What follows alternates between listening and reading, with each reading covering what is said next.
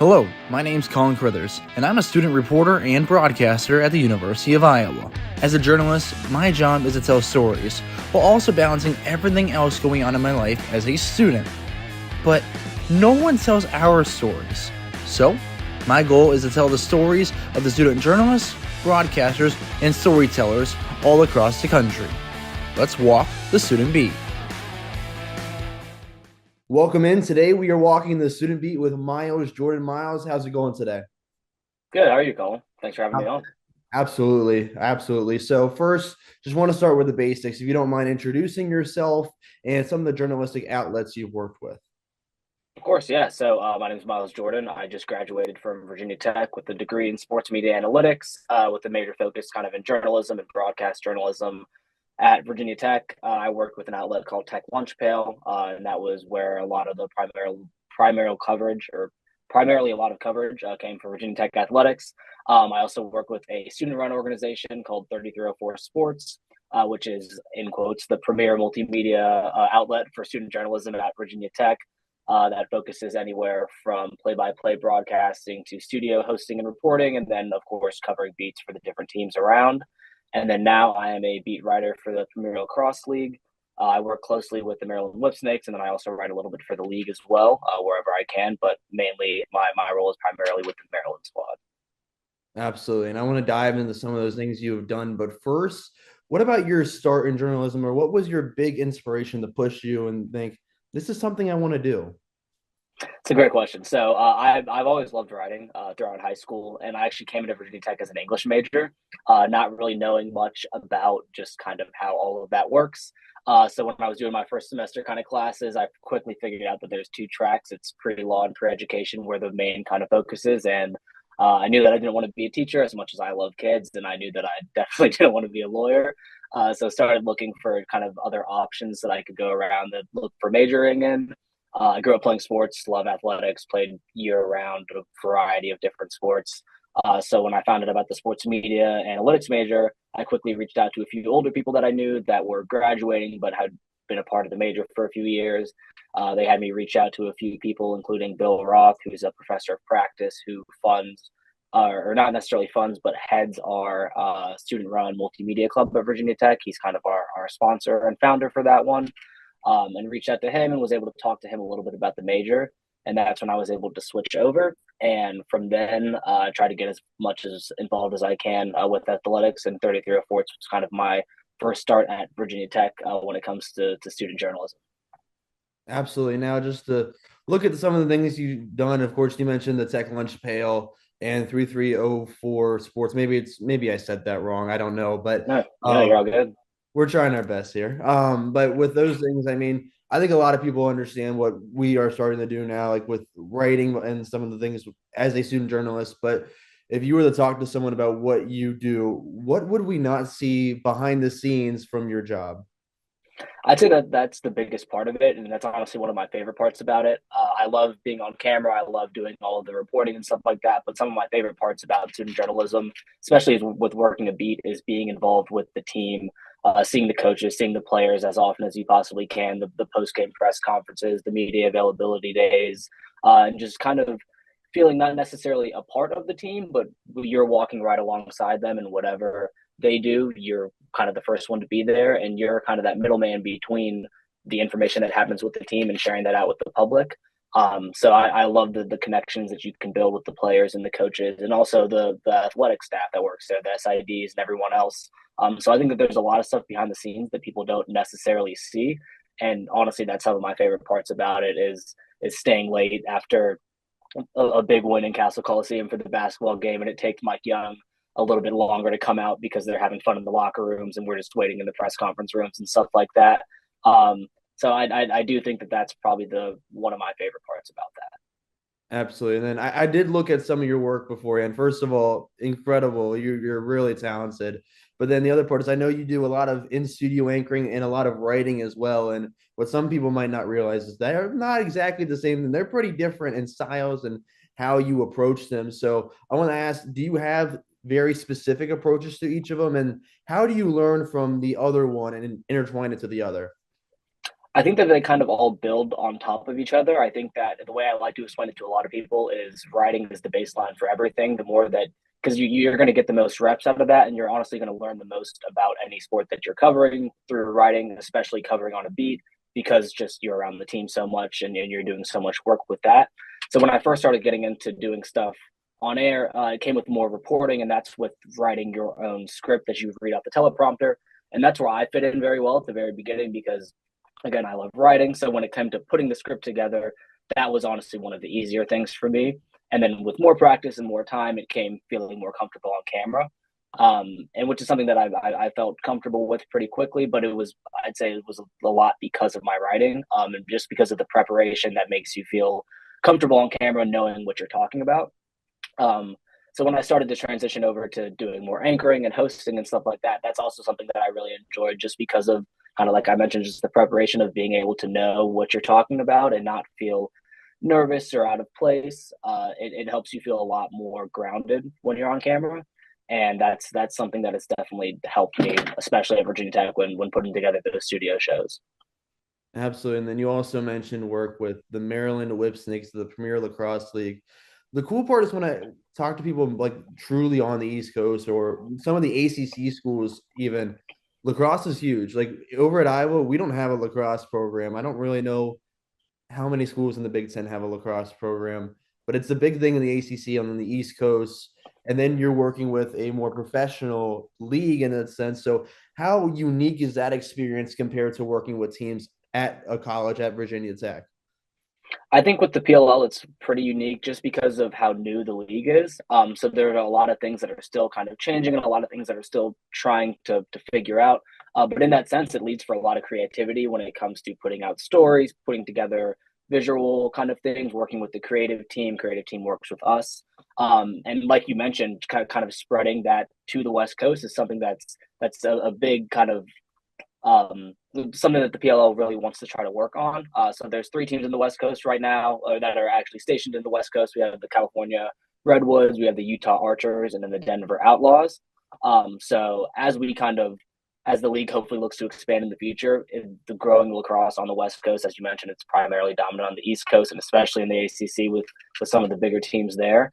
Um, but I think that it is a very unique experience just because yes, it is working for a professional league in a professional outlet, but because of the youth of the league when it comes to the players and then the people working in the league, it leads for a lot of kind of creative direction and new things, which I think is really fun to work with. Absolutely. Now, I'm curious about getting into working with the Whip Snakes. I mean, you're at Virginia Tech, you're doing everything there, then all of a sudden you're working with a professional league, a professional team. So talk to me about landing that spot and how you worked your way in there. Yeah, so last summer I worked with what's called the Shield team through Premier Lacrosse League, and it's their grassroots marketing team. I worked that pretty much as a weekend internship with the Maryland team as well. So got to know a little bit about the players, the coaches. Got to go to their homecoming weekend, and I'll explain this very quickly for those who don't know about the Premier Lacrosse League. They play on a tour-based schedule, so while you have a home city, you're not necessarily playing in that home city each week. But for your homecoming weekend, when normally you would play one game on the weekend, you will play a game this year as on Friday and Saturday. So when you play in your home city, you'll play more games than you do when you play on the road. And that's what makes playing in your home city so special. So last year for the homecoming weekend in Baltimore, was able to go up to that, was able to watch a few games. Was definitely felt very involved in the league, which was great. And it was nice getting to know people on the grassroots side, whether it's going out to youth tournaments, to big club tournaments, to the All American tournaments, stuff like that, and just kind of spreading the word about the league. So that's how I initially got involved with the PLL, and then always wanted to be involved in media, journalism, writing. So when I saw that the beat writer position was posted, just because I had already worked there before, I reached out to the person that hired me and kind of was able to put in a good word there and say, hey, I'm interested here. I would love to be able to continue working with the Whipsnakes and with the league if there's any possibility with that. And that's how I was able to kind of get my first interview set with Joe Keegan, who's my boss there. And he's been really great when it comes to helping me with my writing and also learning a lot more just about the league in general. He's a very big stats guy, so anything that I need for any story, not that I don't necessarily need to research it myself, but he's got it at the tip of his fingers if I really need it. So he's been a great resource for me. And then Zach Cox, my editor, has also been great, just when it comes to helping me with my writing and everything that I'm putting together. So I think it's been a pretty great team. And then we have a group of beat writers that work together as well, and all kind of bounce ideas off of each other. So it's a nice unit that we have there, and we're all able to help work together to make each other better. Absolutely. And then just before we started the recording, I don't know if you want to mention anything about it or not, but why not? We got time to go ahead and maybe give it a preview. You had an interview with some players. Maybe what is that story? And if you want to give it a preview and a shout out, why not? Yeah, of course. So hopefully this story will come out tomorrow, if not Wednesday. But this is before I'll preface it as this is the type of stories that I really do enjoy writing, and that's connecting sports to something outside of that, kind of not necessarily just the box score, the game recaps, the trade updates, and everything. But the story that I'm working on is about Gavin Board. He is an 11-year-old kid from Syracuse, New York, and he has cystic fibrosis. And through the Make a Wish Foundation and PLL Assists, which is pretty much the same thing on the PLL side, they were able to put together a trip for him to come out to Albany for the PLL's opening weekend. His favorite team is the Maryland Whipsnakes. He was able to sign a one-day contract, go out, practice with the team, get his own jersey. He was an honorary captain for their game on Saturday for opening weekend. And the story is just about his experience, but mainly being able to connect sports to something bigger. Because at the end of the day, I know a lot of people can get very, especially if you're a fan of the team, you can get very caught up in a big win or a big loss can kind of ruin your day. And sports mean a lot more things outside of that. And that's something that I'm really trying to touch on. And Gavin's given me the opportunity to really kind of connect those two things and tell his story. And also at the end of the day, make kind of a push to for more awareness about what cystic fibrosis is and what he's dealing with, and just being able to put that in front of a different audience. So that's what I'm working on now. And I was connecting with a few of the players yesterday just to get their experience about him with opening weekend. Connecting with Jim Stagny today, the head coach of the team, just to talk about his experience when it comes to signing Gavin on and all of that, and how he was at practice and the games and just the fun that they had that weekend. But yeah, that's what I'm working on right now. That's incredible. I mean, that'll be an amazing story. And I'll make sure when this is posted to link that story as well so people can check it out. But also, I think that's the cool part of student journalism. When I tell people my favorite stories, it's not just like one of the big stories at Iowa, obviously, is Caitlin Clark. And we retired her jersey this past year. And like, that was cool. But my favorite stories are the feature stories, as we call them, is the ones that connect outside of just being, oh, here's the score and everything. And the interesting part about the student side of it is how we find some of those stories. Because when you're in the professional world, you usually have a source telling you some things. I think as a student myself, from my experience at least, the way I find stories is pretty different than I think some of the professionals I've talked to. And I didn't know from your perspective, is there a certain way that you find some of these stories or something that makes it more special to be a student to get some of those feature stories? I think that, especially at Virginia Tech, just the access that they are able to give the student journalists and student reporters helps you build a great rapport with the players. And again, when you're talking about the players, they are your peers at the end of the day. You're the same age as most of them, if not older than a lot of them, when it comes to a lot of the freshmen and sophomores, especially that are playing on whatever team it is. So yes, while you're working in a very professional setting and you do need to be professional, I do think that there is a different kind of connection between the true professional reporters that come down and write for the big name publications and everything, versus when you're a student journalist, you have a different connection with the players just because you're the similar age. You are both in school, so it's I think that it's different than when you're being interviewed by someone who's professional. I think because of that, you may or may not get different answers when you ask in a press conference, but you also have the opportunity to talk to them outside of that, outside of media availability, and people are very willing to talk to you, especially when you're a student, especially if you know the player or the person, you have classes with them, whatever it is. There's a lot of different opportunities for you to build connections with the players at school, and I think that that's being a student kind of gives you maybe not necessarily a leg up, but it gives you a different perspective on the stories that you're writing.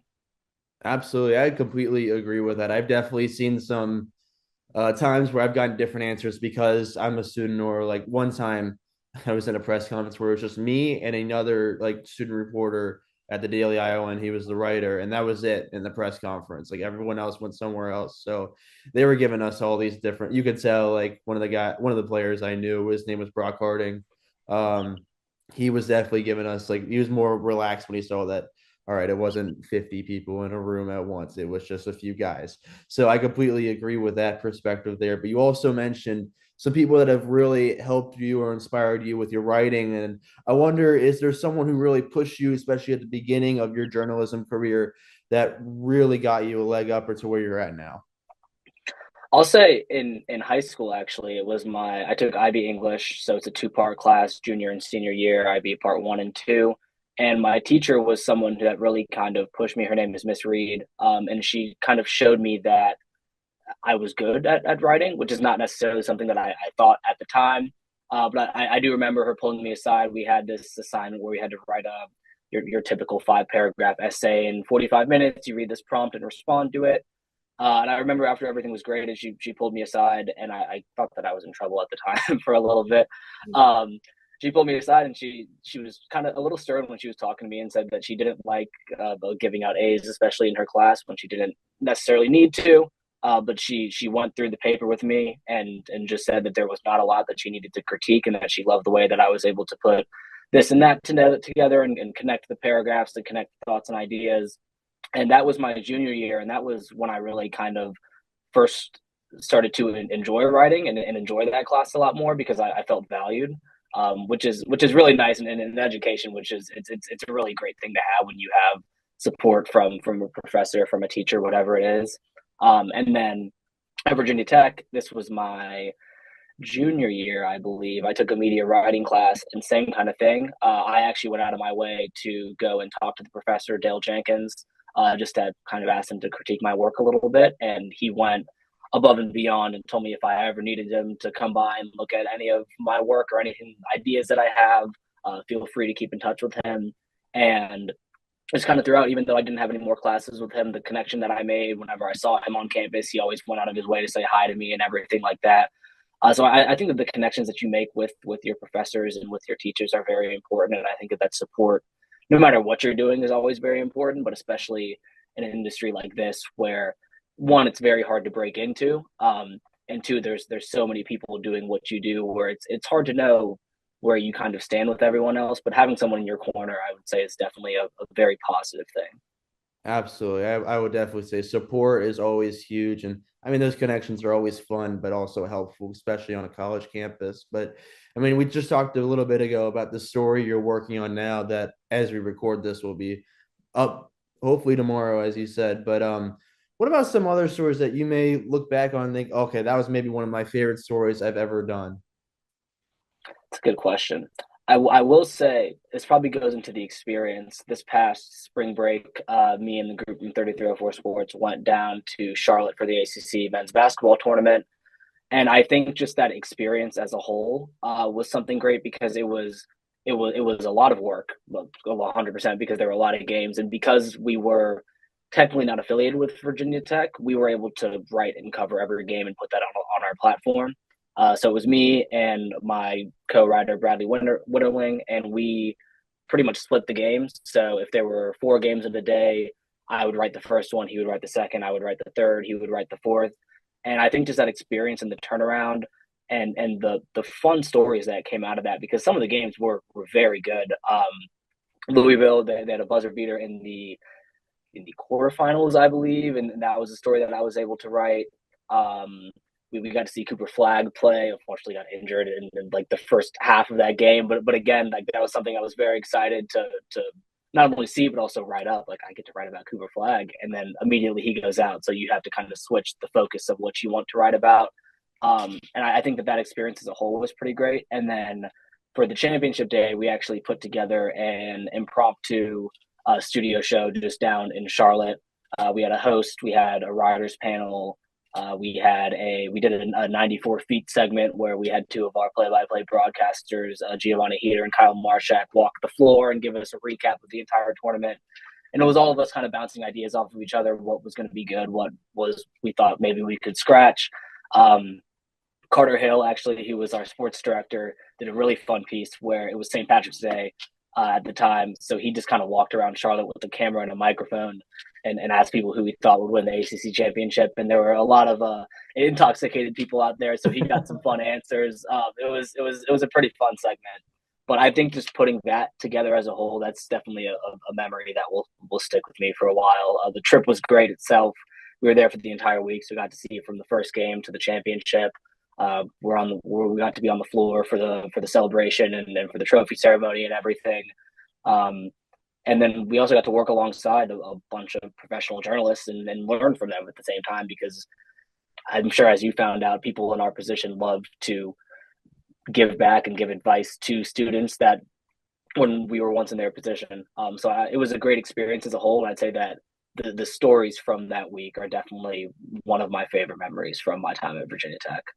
No, that sounds like a lot of fun. It also sounds extremely impressive. So I want to sit down there for a moment. First of all, I mean, shout out Louisville there. That was an incredible game. That was I remember watching that. And Pat you won't know this part, but I went to Elder High School in Cincinnati. That's where Pat Kelsey graduated. And I think my friend is now one of their assistant coaches, Braden Connor. So I got to give him some love right now. But I think obviously it's a great experience getting to cover other teams. But when you're working for a lot of, like, as a student journalist, you're usually covering your school's teams. Like, usually most like Iowa guys are covering Iowa, but how different, like, what else do you gain from covering all these other teams, and how different is your prep for that weekend? I think that the prep is definitely a lot different because, as you mentioned, you know the players, you know the sport, you know the record, you know what happened 3 games ago, and not necessarily that you don't when you're watching all these other teams, but you actually have to go in and you have to do the research to do that. You have to understand who Louisville's defensive player of the year is. You have to understand that, talking about Louisville again, they didn't have a roster, and Pat Kelsey came in and brought in, I believe, 13, 14 new guys and took them to the ACC championship. You have to understand all of that. You have to understand the history of Duke basketball. You have to understand, with the ACC specifically, Cal, Stanford, SMU coming over. It's their first year playing in the ACC. You have to understand the history of them. And I think that it's a lot more research and a lot more prep. Definitely right before the game, making sure that you understand what's going on just at the last second, but definitely in advance too, because you can't rely on that back pocket that, I know this team, I know this coach. Even if I messed this up here a little bit, I still have a gist of it. You need to be, honestly, I think you need to be more prepared when you're covering a team that you don't necessarily know, and you need to have more statistics, information, whatever it is, because at the end of the day, that's only going to help you. And whereas when you're working with a team that you're comfortable with, if you're not necessarily as prepared as you need to be for a game, you still know the gist of the team and the coach and how everything is going to work out for the most part. So I think that the preparation is a lot different, but I think that you reap the rewards of it at the end of it once you actually understand that, hey, I did the most that I can to prepare for this, and now my story, my report, my whatever it is this much better because of it. Absolutely. And I think, like obviously you did a lot of work for Virginia Tech, and now I'm just curious about this part from your experience. When you do that much more prep, when you have more stats in front of you, you think that comes across in your writing more, so that those that are used to your work, viewing your stories, can get more of those stats? Or does it come across pretty much the exact same as your other stories, just with more prep? That's a great question. I would hope so. I do think that when writing, including statistics and being able to translate statistics into words is something that is very important when it comes to writing, and being able to understand which statistics are important and which aren't necessarily. A great example that I like to use is, on paper, passing yards and receiving yards are the exact same thing.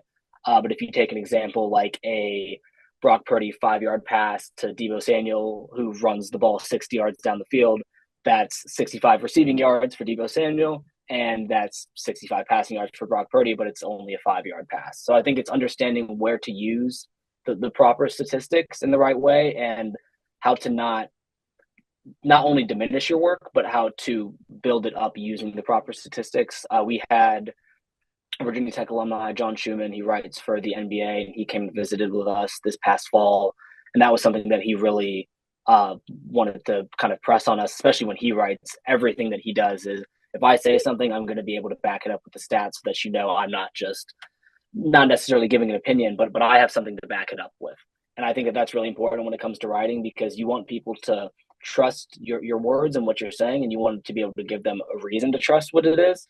And you also want to be able to give them a better understanding of the sport, because the better that they understand the sport, the more that they will want to read your writing, but also want to watch the sport and enjoy watching it. So I think that it comes twofold, but I think that statistics are a very big part of any kind of sports reporting, writing, broadcasting.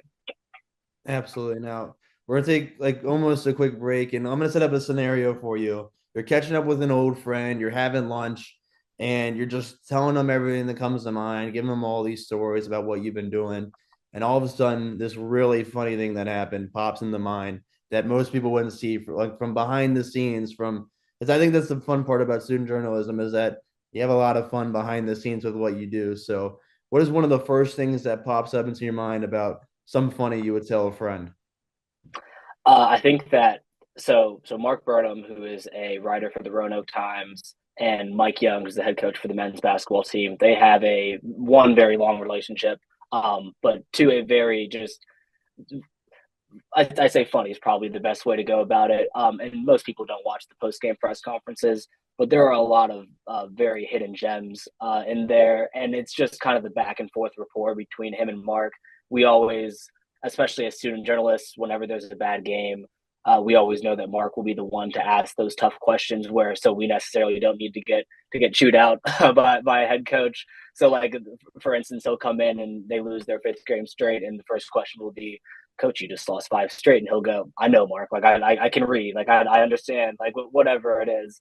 Or they have a bad shooting night, and he'll tell all of us that he thinks that Mark could go to the practice gym and shoot for 30 minutes and probably shoot better than his team did, and so on and so forth. So I think that the relationships between the reporters, especially the people that have been doing it for a long time, and the coaches, and I think that that's where you see that those relationships really build on each other, and create something again outside of the sport where it really is a connection and a friendship. And yes, while you're both working reporter, coach, player, whatever it is, you're still able to build something outside of that. And that's something that they have been able to do. Mark covers everything from football, basketball, softball. So he similar relationships with a lot of the coaches, but he's very good at what he does. And I think that the relationship, especially between him and Coach Young, is something that comes to mind pretty quickly.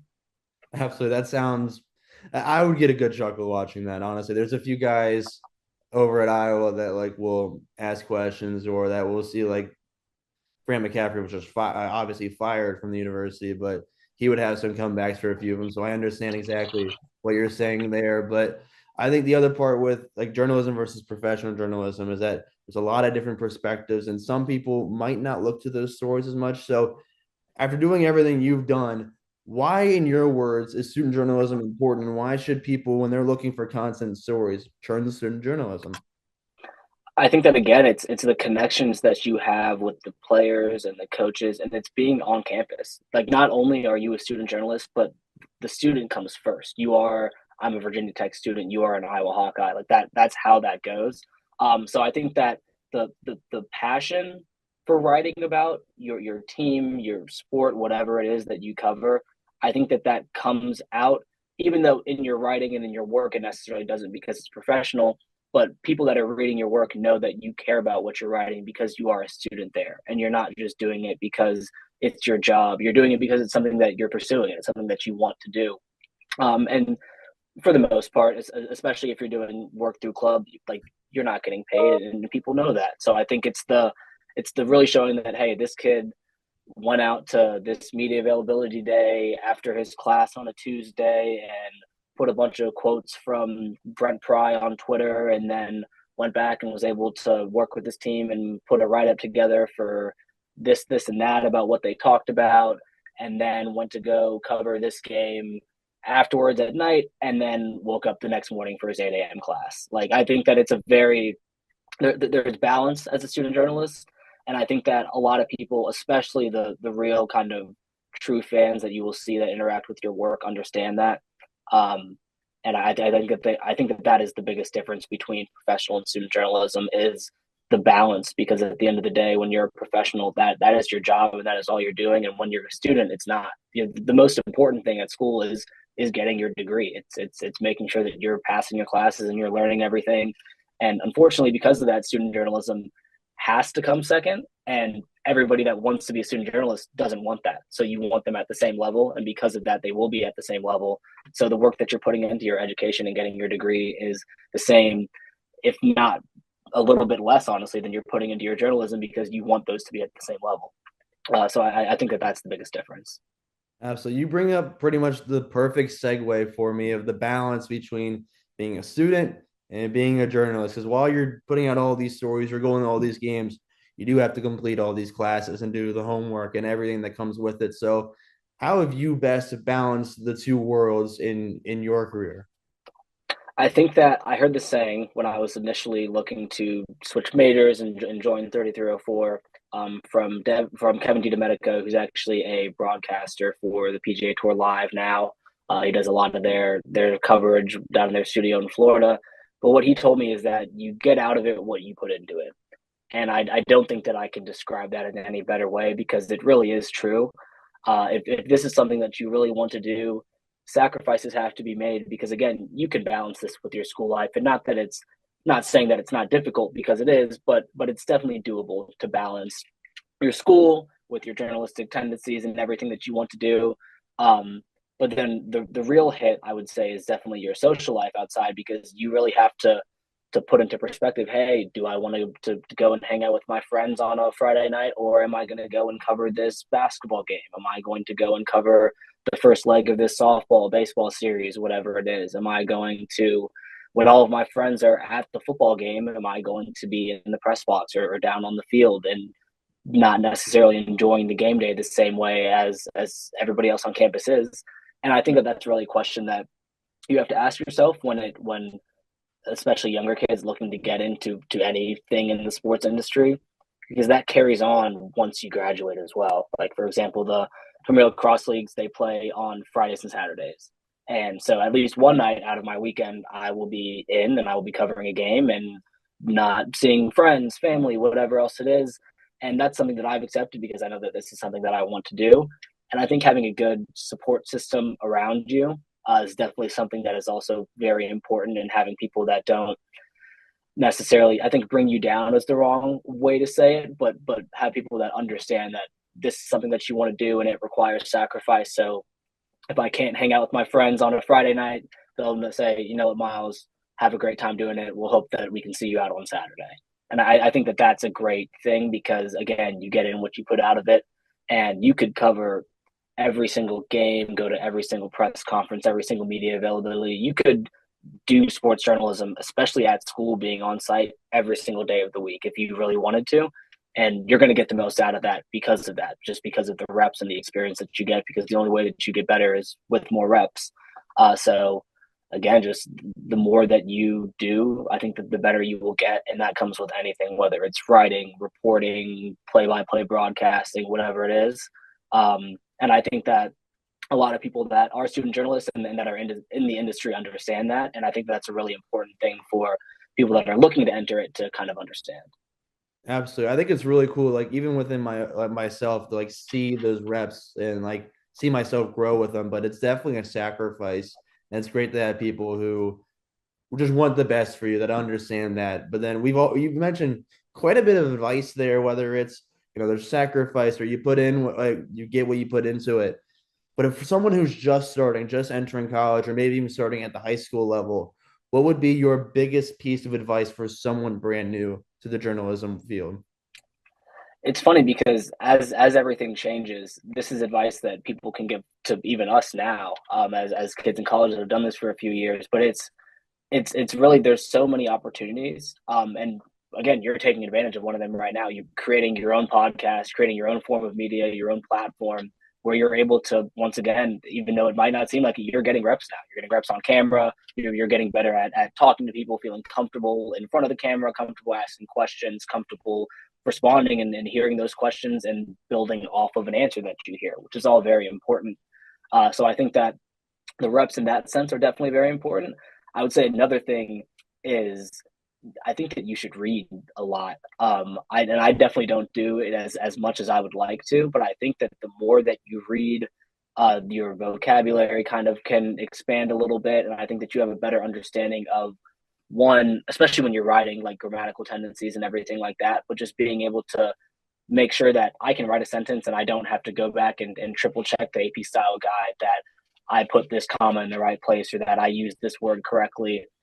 Because again, reps can come from that too, whether you're not realizing it. So I think that it's really, if you're a high school kid, get involved with the school paper, with the yearbook, even with, if your school has like a morning news segment or whatever it is, get involved with that, because the reps that you get in high school translate to what you're going to be able to do in college. And yes, it's at a smaller level, and yes, less people might read your work or whatever it is, but at the end of the day, it's that practice that's going to make you better, so that when you come into school as a freshman, you say, I have this and that under my belt. Can I please have the opportunity to cover a football game as a freshman? And I think that people will be a lot more likely to give you that once you have that experience, the same way that when it comes to finding jobs in the real world, the more you do in college, the better off the employers and people like that will see you.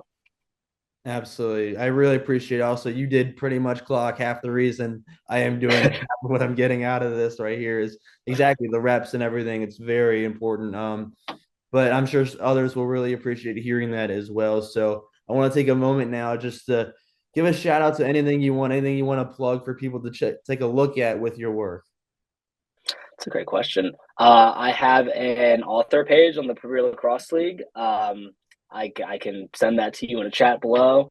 I think that that's something that's very helpful, especially when it comes to online journalism, being able to have a place to put your work. I'd say another just advice for anyone that is in this industry, having an online portfolio, doesn't really matter what it's through. Mine's through Adobe, but being able to have a place online where you can put all of your work and where you can send that to an employer, to someone. If you're a student journalist, if you're looking to write for a certain paper, send it to them. Honestly, whatever it is, but it's a great way to consolidate all of your work, especially if you're doing a lot of different things for a lot of different sports, and being able to have all of that in one area if you're writing for multiple publications. So I think that the biggest thing now is just being able to kind of plug yourself. You have to be your biggest advocate for yourself in this industry, and the more that you're able to not necessarily brag about yourself, but in a sense, you do have to talk pretty well about yourself, because the only person that's going to give that at the very beginning, at least, is going to be you, until you make that first connection and that next connection and the connection after that. But the way you make that first connection is by building yourself up. And I think that that's something that may be frowned upon in other industries and bragging about yourself. But I think that it's something that you have to do if you're looking to get into any form of media, and especially sports media. Absolutely. I mean, being seen is always so important. I've heard the same exact thing of, I might feel like I'm being selfish or like maybe egotistical even, but it's not. You truly have to advocate for yourself, because I've had that advice from some people of like, don't let it feel like you're bragging. Just know that you're advocating for yourself. So I absolutely agree with that. I think I've probably taken enough of your time now. So I really appreciate you joining me on this. You've been amazing. Of course. Thanks, Colin. I really appreciate it. And this is a great podcast, by the way. I think that this is a great idea, and it's a great way to kind of spread the word about student journalism, because again, people at your school, people at your university might know about what you do, but outside of that, as you mentioned, it's kind of hard to kind of break into that industry. So just being able to put your name out there and your work out there, and hopefully people like who you are and like what you write and like what you say, and kind of go from there. But I think that this is a great platform, and I really appreciate you having me on. Absolutely. I really appreciate it. That means a lot to me. So again, thank you so much for joining me on this. Of course. Yeah. Thanks, Colin. To follow along Miles' journey with the Maryland Whipsnakes and everything else he's going to do, make sure you check out the links provided, and check out that story about Gavin Bort that we were discussing earlier in the podcast. It's an incredible read, and to stay up to date with every upcoming episode of The Student Beat, follow me on Twitter at C_Crithers33. We just walked the Student Beat. I'll see you next week for a brand new episode.